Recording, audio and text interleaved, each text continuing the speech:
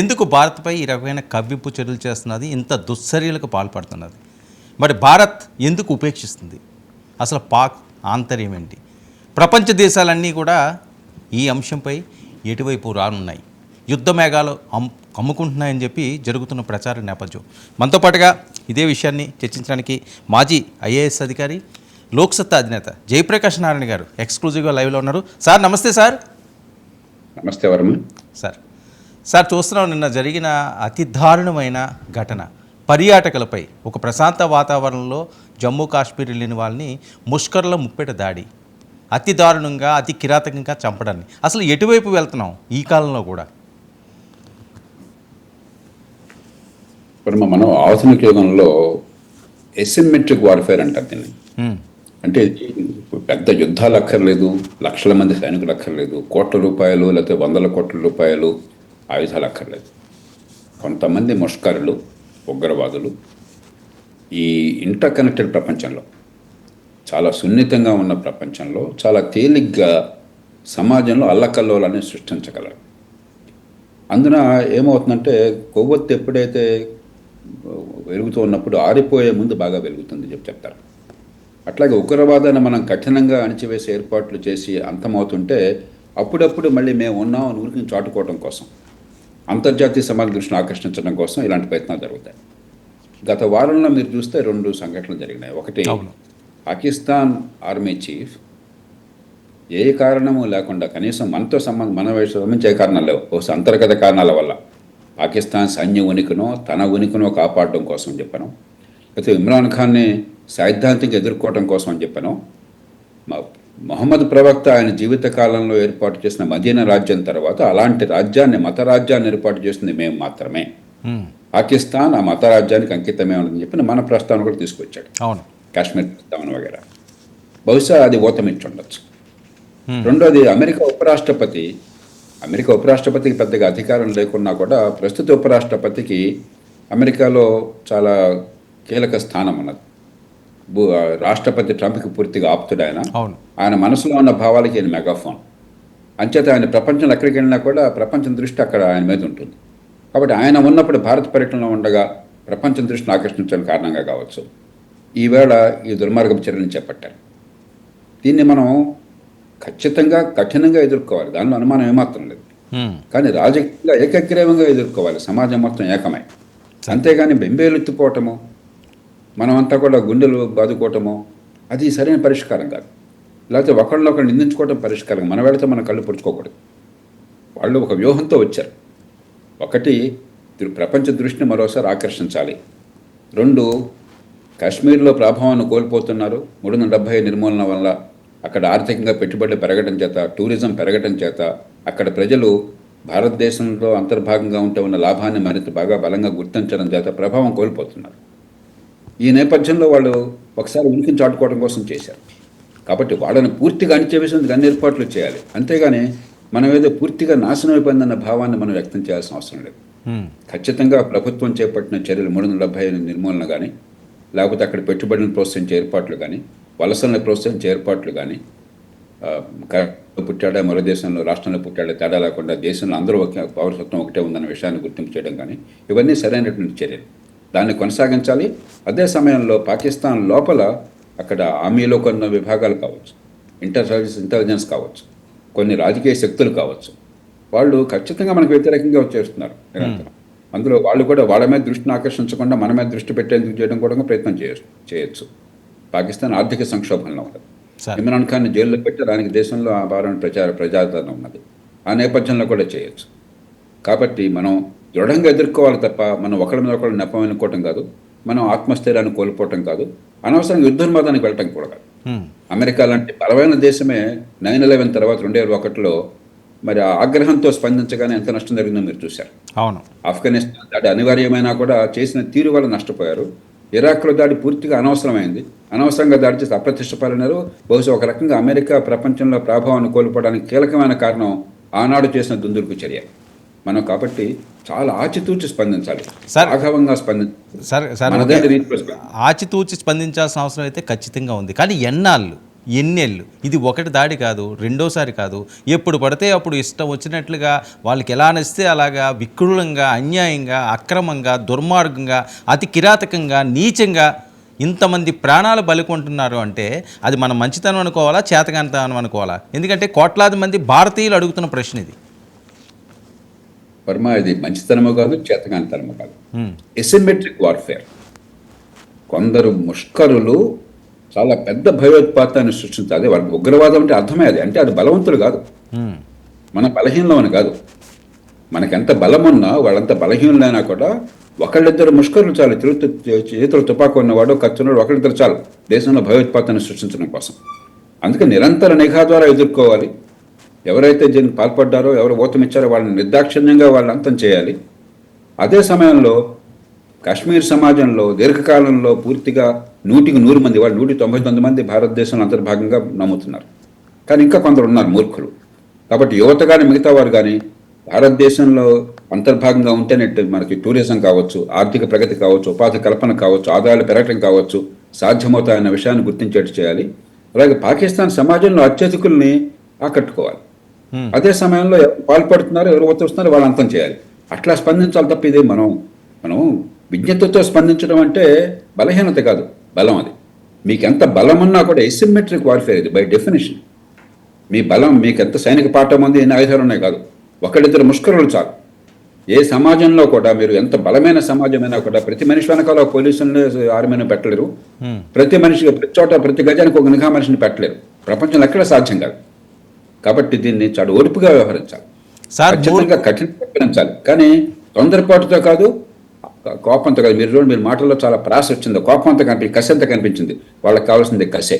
అందుకనే వాళ్ళు చూసి మరి హిందువులని ప్రత్యేకంగా వేరు చేసి చంపారు. ఎందుకని? ఈ దేశంలో ముస్లింలు ప్రపంచంలో 2వ పెద్ద సంఖ్యలో ఉన్నారు. ఇక్కడ హిందువులు ముస్లిం మధ్య తగాదా వచ్చి దేశం అల్లకల్లోలమైతే వాళ్ళ పాపం గడిచిపోయినట్టే. వాళ్ళు ఏం చేయక్కర్లేక మనం దేశాన్ని నాశనం చేసుకుంటున్నట్లేక.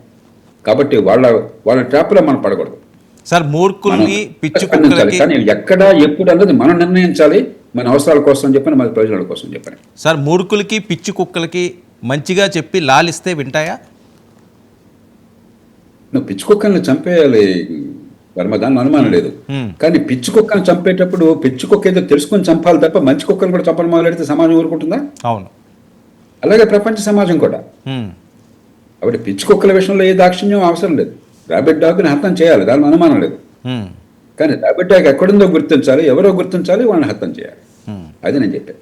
సార్, ఏది సింధు జలాలకు సంబంధించి భారత్ తీసుకున్న నిర్ణయం ఇది పెద్ద దెబ్బేనా పాకిస్తాన్కి?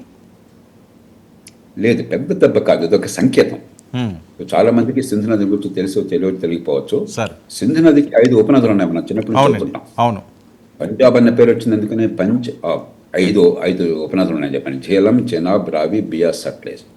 దానిలో బియాస్, సట్లెజ్ పూర్తిగా భారతదేశంలో నీళ్ళు ఇచ్చేది మనకి. ఉదాహరణకి భాక్రానంగల్ ప్రాజెక్టు సట్లెజ్ నది మీద. ఝేలం, చెనాబ్, రావి చాలా మేరకు పాకిస్తాన్లోనే.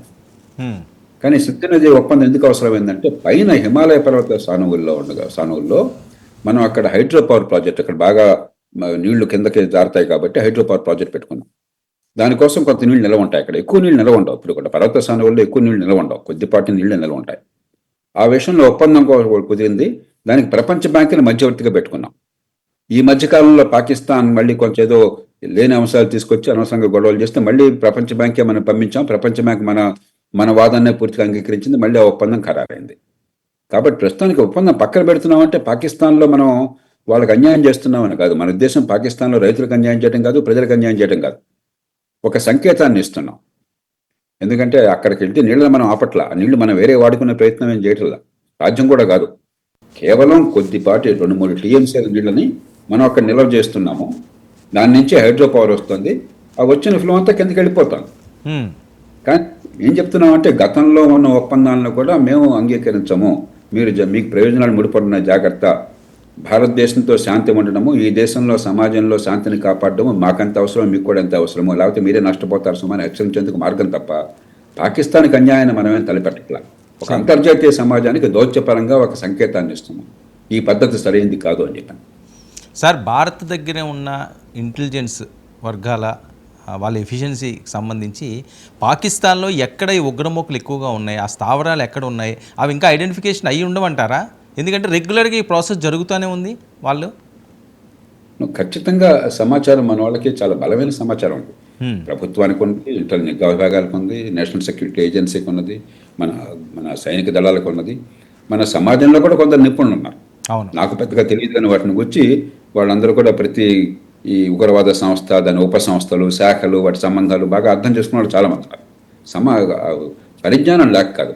కానీ సమస్య ఏంటంటే ఉగ్రవాద చర్యలు వీళ్ళు చేపట్టే అవకాశం ఉందని చెప్పి మనం చెప్పగలం తప్పితే ఎక్కడ, ఎప్పుడు, ఎలా అన్నది ప్రపంచంలో ఎవరూ స్పష్టంగా చెప్పలేరు. చాలా అరుదైన సందర్భాల్లో ఎక్కడ ఇది చేయబోతున్నారని తెలుస్తుంది అదృష్టం ఉంటే. కాబట్టి ముందు పాకిస్తాన్ ప్రభుత్వము, పాకిస్తాన్ సైన్యము, పాకిస్తాన్లో ఇంటర్ సర్వీసెస్ ఇంటెలిజెన్స్ అని చెప్పని సైనిక దళాల మధ్య ఒక నిఘా విభాగం ఉన్నది. వాళ్ళు ప్రధానంగా దీనికి ఊతమిస్తున్నవాళ్ళు. వాళ్ళకి అర్థం కావాలి దీనివల్ల పాకిస్తాన్ నష్టపోతుందని చెప్పిన అర్థం కావాలి. ఇది రాజ్యం, పాకిస్తాన్ రాజ్యం కనుక మద్దతు ఇవ్వకపోతే కేవలం పాకిస్తాన్లో ఉన్న కొందరు ముష్కరుల వల్ల జరిగే పని కాదు. రాజ్యం మద్దతు కూడా ఉన్నది.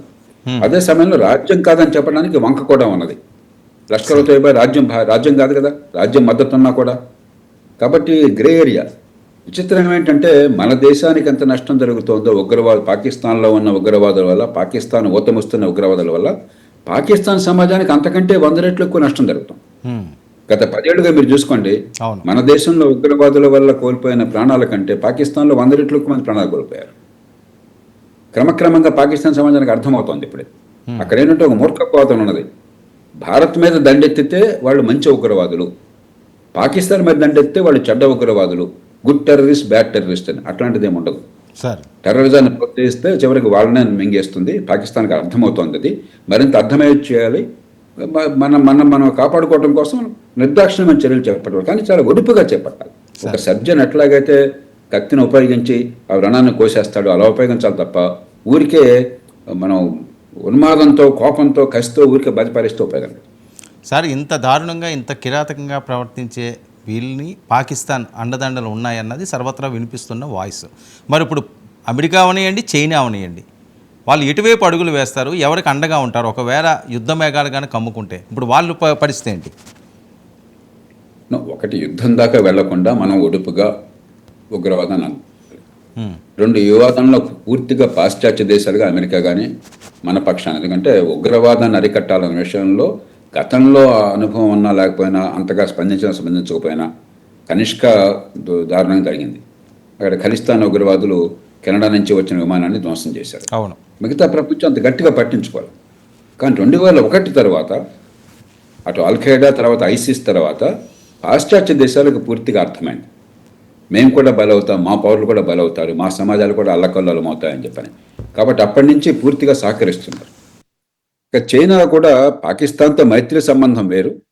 పాకిస్తాన్తో ఆర్థిక సంబంధాలు ఉన్నాయి, సైనిక సంబంధాలు ఉన్నాయి, వ్యూహాత్మక సంబంధాలు ఉన్నాయి, దానిలో అనుమానం లేదు. మనకి వ్యతిరేకంగా, అమెరికాకి వ్యతిరేకంగా పాకిస్తాన్తో తిరగడుతున్నారు, దానిలో అనుమానం లేదు.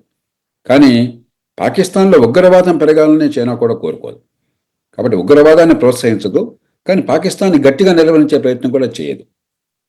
అమెరికా కానీ పాశ్చాత్య దేశాలు కానీ ఖచ్చితంగా వ్యతిరేకిస్తాయి పాకిస్తాన్లో ఉగ్రవాదాన్ని, వాళ్ళు మనకు మద్దతు ఇస్తారు. కాబట్టి మన దౌత్యపరంగా పాకిస్తాన్ ఆర్థికంగా సంక్షోభంలో ఉన్నది. అంటే ఇదే ద్వంద్వ వైఖరిగా సార్, మనకంటే తలసలాలు ఎక్కువ ఉన్న దేశం ఇప్పుడు మనకంటే మనలో సగం అయిపోయింది. దేశం పూర్తిగా చితికిపోయింది ఆర్థికంగా. కాబట్టి దాన్ని ఉపయోగించుకుని అంతర్జాతీయ సమాజం నుంచి ఒత్తిడి కూడా మనం తీసుకొచ్చి ఏర్పాటు చేయాలి. ఇదే ద్వంద్వ వైఖరిగా సార్, ఇలాంటి పరిస్థితుల్లో కూడా మేము కర్ర విరగనివ్వం, పావు చావనివ్వం అనే ధోరణి అన్నది మంచిదా ప్రపంచానికి? మనకి సమస్య ఏంటంటే వర్మ, జాతి రాజ్యాల కాలంలో ఆఫ్టర్ ఆల్ ఆఫ్ఘనిస్తాన్ ఎంతది గోచిపాతంత దేశం. అమెరికా అంత గొప్ప దేశం ఏం చేయగలిగింది? ఆక్రమించుకోగలిగింది. అవును, ఏం చేయగలిగింది? లేకపోతే ఇరాక్ ఉన్నది, ఇరాక్ని 15 రోజులు ఆక్రమించేసుకున్నారు. చివరికి ఏం చేయాల్సి వచ్చింది? అవును. ఆధునిక ప్రపంచంలో, జాతి రాజ్యాల ప్రపంచంలో మీరు ఒక దేశం మీద దండెత్తడం చాలా తేలిక, గెలవడం చాలా తేలిక, ఆక్రమించుకోవడం కూడా చాలా తేలిక, కానీ కొనసాగించడం చాలా కష్టం. రెండోది, ఈ ఆక్రమణల వల్ల, దండెత్తడం వల్ల పోవడం కంటే 100 రెట్లు ఈ హింసాత్మక చర్యలు కానీ ఉగ్రవాదం కానీ పెరుగుతాయి. అంచేత మన ఆగ్రహాన్ని సరైన రీతిలో మనం మలచాలి. అలా కాకుండా పిచ్చి కోపంతో, వెర్రి కోపంతో స్పందిస్తే మన కోపం మనకే నష్టం అవుతుంది. సార్, మరొకటి నిర్మాణాత్మకంగా మళ్లించాలి. సార్ మరొక కీలకమైన అంశం అందరిలో ఉన్న అనుమానాలు, పాక్ దగ్గర అణ్వాయుధాలు ఉన్నాయి, అణ్వాయుధ అస్త్రాలు ఉన్నాయి. మనం ఏది చేసినా లేకపోతే వాళ్ళు ఇంకా ఇలాంటి వాటికి ఎక్కువ తెగబడుతుంటారు. ఆ భయం కూడా ఉంది. దాన్ని కట్టడి చేసే పరిస్థితులు భారత్కు ఉన్నాయా అని కూడా. అందుకే ఇప్పుడు పూర్తి స్థాయి యుద్ధం అన్నది ఎప్పుడు ఇద్దరికీ మంచిది కాదు, మనకే మంచిది కాదు. కానీ అదే సమయంలో వాళ్ళకి అణ్వాయుధాలు ఉన్నాయని చెప్పి మన చేతి ముడిచి కూర్చోవాల్సిన అవసరం లేదు. ఖచ్చితంగా ప్రపోర్షనేట్గా వాళ్ళ చర్యలను బట్టి ప్రతి చర్య అంతర్జాతీయ సమాజం నుంచి పూర్తిగా మనకి మద్దతు అలాంటివి ఉన్నప్పుడు ఆ స్థానికంగా ఎక్కడ అవసరం అక్కడ, ఉదాహరణకి అక్కడ ఉగ్రవాదుల స్థావరాలు ఉన్నాయనుకోండి బార్డర్ సరిహద్దుల దగ్గరలో, ఖచ్చితంగా వాటిని మనం నాశనం చేయాలి. పాకిస్తాన్ గొడవ అరుస్తుంది కానీ అంతకంటే ఎక్కువ ఏం చేయలేదు. అలా కాకుండా పాకిస్తాన్ ఉనికినే పూర్తిగా భంగం చేసే రీతిలో పాకిస్తాన్ మీద యుద్ధానికి తలపడి పాకిస్తాన్ ఆక్రమించుకుంటాం అనుకున్నాను అనుకోండి, ఇక ఆ దేశంలో ఉన్న ప్రభుత్వాలకు కానీ సైన్యానికి కానీ అణ్వాయుధాలు వాడడం అనివార్యం అవ్వచ్చు. కాబట్టి మనం చాలా జాగ్రత్తగా వ్యవహరించాలి, కఠినంగా వ్యవహరించాలి, బలంగా వ్యవహరించాలి, దృఢంగా వ్యవహరించాలి. అదే సమయంలో పాకిస్తాన్ ఉనికి దెబ్బగలుగుతుంది అనుకున్నట్టయితే అణ్వాయుధాలు ఉన్నప్పుడు అణ్వాయుధ యుద్ధంలో మనకంటే వాళ్ళు ఎక్కువ నష్టపోతారు, వాళ్ళకంటే మనం ఎక్కువ అన్ని మూర్ఖపు ఆలోచనలు, దానిలో ఎవరో గెలిచేవాళ్ళు ఉండరు. అంచేత అణ్వాయుధ యుద్ధం రాకుండా, పూర్తి స్థాయి యుద్ధం రాకుండా మన అవసరమైన మేరకు బలప్రయోగం చేయడానికి సిద్ధపడాలి. కానీ అందుకే మళ్ళీ చెప్తున్నాను, ఆచితూచి సాక్ష్యాల ఆధారంగా వ్యూహాత్మకంగా పూర్తి సన్నద్ధమై ప్రపంచ సమాజాన్ని తయారు చేసి మనం ఏర్పాట్లు చేయాలి తప్ప హడావుడిగా సమరోత్సాహంతో మనం యుద్ధాన్ని కాలుదోకూడదు. సార్ నిన్న జరిగిన అటాక్ అంశంలో చాలా కీలకమైన బయటకు వచ్చిన ఇన్పుట్స్ ఏంటంటే, మతపరంగా నువ్వు హిందువా కాదా అని పిలిచి మాట్లాడి, ఇంకా లైవ్లో నేను అనొచ్చు అనకూడదు, ప్యాంట్ జిప్పులు కూడా తీసి దాన్ని కన్ఫర్మ్ చేసుకున్న తర్వాత చంపడం జరిగిందట. ఒక భార్య నా భర్తను చంపేసావు, నన్ను కూడా చంపే, నేను నుండి ఏం చేయాలని అడిగితే వెళ్ళి నీ మోదీకి చెప్పుకో అన్నాడట. ఏంటి సార్ ఇది? అందుకనే ఖచ్చితంగా దీనిలో వ్యూహం కనిపిస్తుంది ఉగ్రవాదులది. ఒకటేమో ఆరిపోతున్న దీపం మరింత వెలిగే ప్రయత్నం చేస్తుంది, మేము బతుకున్నాం, మేము అనుకుందని చెప్పిన చాటి చెప్పే ప్రయత్నం చేస్తుంది. రెండు, అంతర్జాతీయ సమాజం దృష్టిని ఆకర్షించే ప్రయత్నం చేస్తుంది. మూడు, ఇందాక చెప్పాను నేను, దేశం లోపల ప్రపంచంలో రెండవ పెద్ద సంఖ్యలో, 8% అతిపెద్ద సంఖ్యలో ముస్లింలు ఉన్న సమాజం కాదు. దేశ విభజన జరిగిందే మతం కారణంగా. మతం కారణంగా వేరే దేశం చెప్పి వాదన జిన్నా తీసుకురాబట్టి దేశ విభజన జరిగింది. కాబట్టి ఈ దేశంలో హిందూ ముస్లింల మధ్య ఒక ద్వేషాన్ని పెంచడము, హింసను రగల్చడం చాలా తేలిక అవుతుంది. కాబట్టి కావాలని పనిచేశారు. అందుకే మన ప్రతి చర్య అటు పాకిస్తాన్కి వ్యతిరేకంగా కనిపించకూడదు, ముస్లిం మతానికి వ్యతిరేకంగా కనిపించకూడదు. ఇస్లామిస్టు దృక్పథం వేరు. ఇస్లామిస్టులు అంటే మత మౌఢ్యాన్ని పట్టుకుని ఉగ్రవాదానికి పాల్పడేవాడు. అది ఇస్లాం మతం కాదు. ఇస్లాం మతానికి అదాపంచం అనుకుని మన దేశంలోని ఇస్లాంను వ్యతిరేకించినట్టు అవుతుంది, మన వెళితే మన కళ్ళు పొడుచుకున్నట్టు అవుతుంది. కాబట్టి వాళ్ళు కావాలని చేశారు. అందుకనే మనం చాలా ఆచితూచి వ్యవహరించాలి. మన స్పందన చాలా స్పష్టంగా ఉండాలి. ఉదాహరణకు మీకు గుర్తుందో లేదో, ఖలిస్తాన్ వాదులు కూడా ఒకసారి 1-2 సందర్భాల్లో ఇట్లాగే బస్సుల్లోంచి పెడరెక్కలు ఇచ్చి లాగి వాళ్ళు సిక్కుల హిందువులని వేరు చేసి హిందువులను చంపారు. ఎందుకు? ఏదో రకంగా సిక్కుల మధ్య హిందువుల మధ్య కొన్ని వందల సంవత్సరాలుగా పూర్తిగా మమాయికమైన సమాజం హిందువులు సిక్కులు, హైందవ సంస్కృతిలో భాగం సిక్కులు. రాజ్యాంగ పరంగా సిక్కు మతం హిందూ మతం వేరు కాదు, హిందూ మతంలో భాగం అంతర్భాగమే సిక్కు మతం. అలాంటి వాళ్ళ మధ్య మనస్పర్ధలు సృష్టించే ప్రయత్నం చేస్తుంటే ఉగ్రవాదులు ఇక్కడ హిందూ ముస్లిం మధ్య ఎందుకు చేయరు? తప్పకుండా చేస్తారు. ఇది కావాలనే చేశారు. వాళ్ళు చేశారు కాబట్టి ఆ ఉత్సవం మనం పడకూడదు. ఈ పోరాటం ఇస్లాం మీద కారాదు, ఈ పోరాటం ఇస్లామిస్టుల మీద కావాలి, ఇస్లామిస్టు ఉగ్రవాదుల మీద కావాలి. అలాగే పాకిస్తాన్ ప్రభుత్వంలో ఇస్లామిస్టులకి ఊతమిస్తున్న మూర్ఖుల మీద కావాలి, ఇస్లాం మీద కారాదు. అది మంచి వచ్చేది పక్కన పెట్టి ఇస్లాం మీద అనుకున్న పాపం కలగగానే మన దేశంలో 15 కోట్ల మంది ముస్లింలు మనం దూరం చేసుకుని 18 కోట్ల మంది ఉన్నారు బహుశా. అవును సార్, మోదీ గారు త్రివిధ దళాలతో ప్రత్యేకంగా భేటీ అయ్యారు. ప్రపంచం ఒక్కసారి చూసే విధంగా మా చర్యలు ఉంటాయని చెప్పి ఆయన అండంలో ఆంతర్యం. ఇప్పుడు ఒకటి, ప్రభుత్వం ఈ దేశ ప్రజలకి ఒక ధైర్యాన్ని ఇవ్వాలి. 2, ప్రత్యర్థులకు భయాన్ని కలపాలి. 3, మనం భీరువులం కాదు, బలహీనులం కాదు. మనకి నిఘా విభాగాలు ఉన్నాయి, సాంకేతిక పరిజ్ఞానం ఉన్నది, మరి ఏం జరుగుతుందో విషయ పరిజ్ఞానం ఉన్నది. కాబట్టి ఖచ్చితంగా రేపొద్దున సరైన రీతిలో స్పందిస్తారు. దానికి ప్రపంచాన్ని తయారు చేస్తున్నారు. ప్రపంచ సమాజాన్ని, ప్రపంచంలో ప్రజాభిప్రాయాన్ని కూడగట్టే ప్రయత్నం చేస్తున్నారు. ఇది సరైన పని. కాబట్టి ఏం చర్యలు చెప్పనేది వారు నిర్ణయం చేస్తారు. ఆ సమాచారం ఉన్నవాళ్ళు, అధికారం ఉన్నవాళ్ళు నిర్ణయం చేస్తారని మనం చేయలేం. కాబట్టి గట్టి చర్యలు ఉంటాయని మనం విశ్వసించవచ్చు. అందున ఇప్పుడు ఏ ప్రభుత్వం ఉన్నా కూడా, భారతదేశంలో ఏ పార్టీ ఆధీనంలో ప్రభుత్వం ఉన్నా కూడా ఉగ్రవాదుల మీద మనం కఠినంగా వ్యవహరించాలన్న విషయంలో ఎక్కడ భేదాభిప్రాయాలు లేవు. కొన్ని సందర్భాలు రాజకీయంగా తప్పులు చేస్తుండొచ్చు. ఉదాహరణకు బెంద్రాలవారిని ప్రోత్సహించింది ఆనాటి కాంగ్రెస్ పార్టీ రాజకీయ ఉద్దేశంతో. వాళ్ళు ఉగ్రవాదం పెంచాలన్న కోరికతో కాదు, తప్పుడు అంచనాలు వేశారు. చివరికి బలైంది ఆనాటి ప్రధానమంత్రి ఇందిరాగాంధీ గారు. ఎల్టీటీని ప్రోత్సహించింది మన దేశ ప్రయోజనాలని శ్రీలంకలో నెరవేర్చొచ్చనే ఉద్దేశంతో రాజీవ్ గాంధీ గారు. బలైంది ఆయన. కాబట్టి కొన్ని సందర్భాల్లో తప్పిదాలు జరగచ్చు, దురుద్దేశం కాదు, అక్కడ పొరపాటు అంచనాల వల్ల. కానీ దేశాన్ని ఉగ్రవాదం నుంచి కాపాడాలి, దేశ సమగ్రతను కాపాడాలన్న విషయంలో పార్టీలకు అతీతంగా భారతదేశంలో అందరం ఏకమే. ఆ సంకేతాన్ని మనం చాలా స్పష్టంగా ఇవ్వాలి తప్ప దీన్ని రాజకీయం ఏం చేయకూడదు. సార్, మరొకటి పెద్ద ఎత్తున వైరల్ అవుతున్న అంశం సోషల్ మీడియాలోని ఏదైతే నిన్న ఘటన జరిగిందో దానికి సంబంధించి భారతదేశంలో ఉన్న వాళ్ళే కొంతమంది ముస్లింలు దానికి సపోర్ట్గా ట్వీట్స్ చేస్తున్నారని, దీన్ని ఎలా చూడాలి? మరి ఇది విద్వేషాలు రెచ్చగొట్టడం కాదా? ఖచ్చితంగా. ఇప్పుడు భారతదేశంలో 199 ముస్లిం సమాజం భారతీయ సమాజంలో అంతర్భాగం అయిపోయినారు. కానీ ఈవేళ ప్రపంచంలో 24 గంటలు కమ్యూనికేషన్లో సోషల్ మీడియా ఉన్నప్పుడు ఈ దేశంలో కొందరు అజ్ఞానుల్ని, వాళ్ళ అజ్ఞానాన్ని మరింత పెంచి, మతమౌఢ్యాన్ని పెంచి, మతానికి ఉగ్రవాదాన్ని లింకులు పెట్టి, మరి మనం భారతదేశంలో కనుక అల్లకల్లోలం చేస్తేనే 10 మందిని చంపేస్తేనే ఉగ్రవాద చర్యలు పాల్పడితేనే ఇస్లామిక్ మనం మంచి చేసినట్లు లెక్క ఇస్లామిస్ట్ వాదాన్ని తీసుకొచ్చేవాళ్ళు కొందరు ఉంటారు. దాన్ని లొంగే మూర్ఖులు కొందరు ఉంటారు. 1000 ఉండొచ్చు. కానీ ఇందాక అనుకున్నాం, కొద్దిమంది చాలు అల్లకల్లోలం సృష్టించడానికి. 18 కోట్లు 20 కోట్ల మంది ముస్లిమ్స్ ఉన్న దేశంలో మీరు 1000 లెక్కేసినా కూడా మీకు 1,500,000 2 లక్షల మంది ఉన్నారు కదా. 1,00,000 2 లక్షల మంది మూర్ఖులు ఉన్నట్టయితే, విజ్ఞత లేని వాళ్ళు ఉన్నట్టయితే, ఇవాళ దేశంలో ఉన్న పరిస్థితులు, ప్రపంచంలో ఉన్న పరిస్థితుల్లో కొద్దిపాటి ఆయుధాలతోనో కొద్దిపాటి సోషల్ మీడియాలో వాళ్ళకున్న ప్రజెన్స్తోనో గందరగోళం సృష్టించవచ్చు. కాబట్టి వాళ్ళని పట్టుకోవాలి, ఏరిపారేయాలి.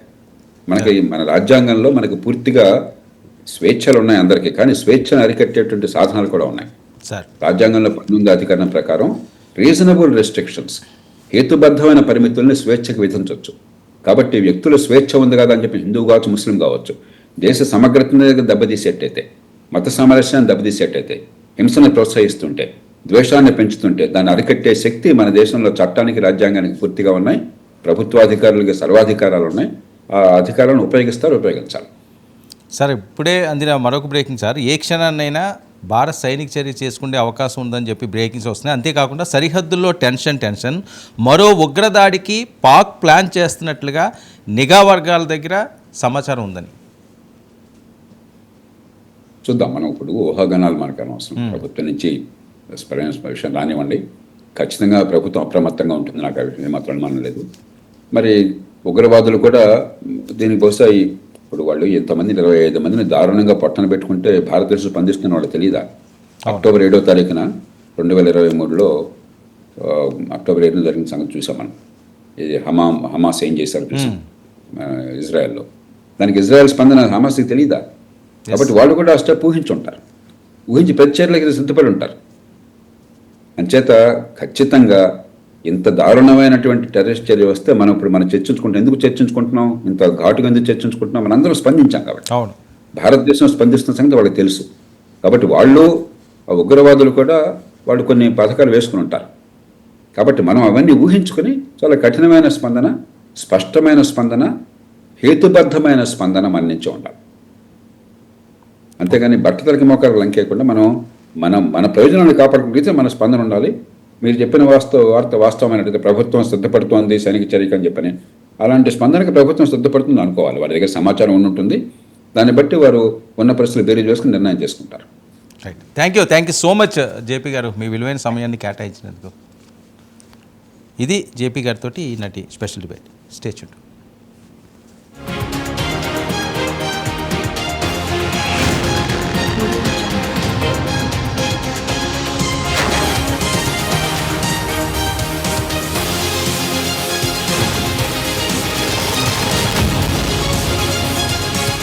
ఈ బులెటిన్ ని సమర్పిస్తున్న వారు మాస్టర్ మైండ్స్. కామర్స్ చదవాలనుకునే 10th ఇంటర్ విద్యార్థుల తొలి ఎంపిక. At KLH, we ensure that your dream job is a reality. KLH deemed to be university. At KLH Global Business